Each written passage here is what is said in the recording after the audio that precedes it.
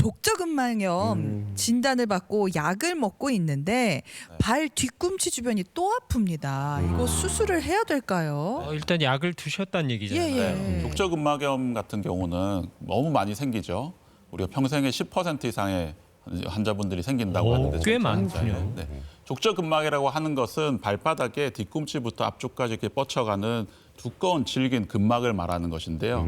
족저근막염이라고 하는 것은 염증이 아니고 파열이라고 여러 번 설명을 드렸죠. 근막이 부분적으로 찢어지면서 2차적인 염증이 생기는 것이고 파열이 된 것이기 때문에 파열이 회복이 돼야지 증상이 좋아지는 겁니다.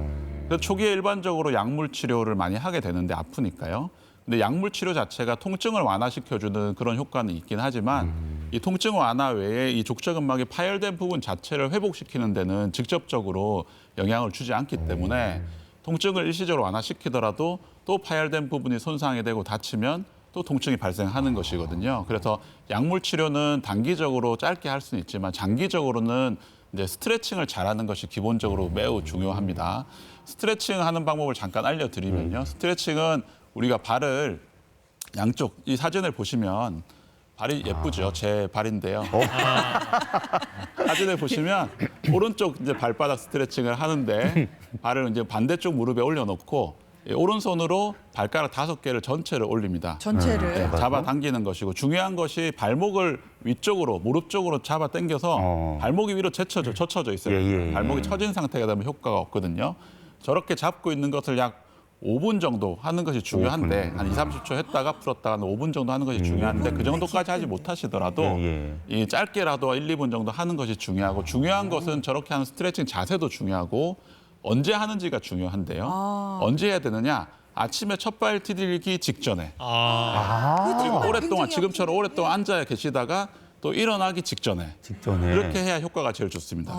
그때 딱 처음 발을 디딜 때 근막이 쫙 늘어나면서 파열된 부분에 통증이 생기기 때문에 시기적으로 앉았다 일어날 때 하는 것이 좋고 그래도 한 5분 정도는 지속적으로 하는 것이 좋다. 스트레칭 얘기를 많이 들으셨을 텐데 정확한 자세로 정확한 시간에 하는 것이 매우 중요하니까요.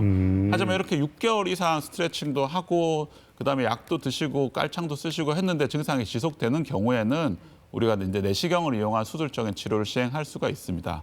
족저근막이 손상된 만성적인 손상이 된 부분을 부분적으로 약간 절개를 하는 것인데요.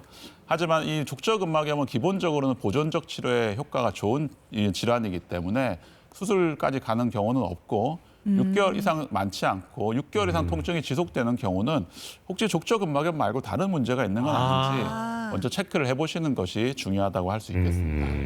원장님 갑자기 궁금해졌는데요. 원장님 평소에 발 관리를 어떻게 하세요? 매일 로션 바르고 막 매일 마사지하고 하세요? 마사지는 자주 하고요. 네. 족욕도 이제 가끔 하고요. 신발 깔창 같은 거를 또 잘 착용하는 것을 중요하게 생각하고 반짝반짝 빛나는 거 보면 로션도 많이 바르시죠? 로션 이렇게 많이 네.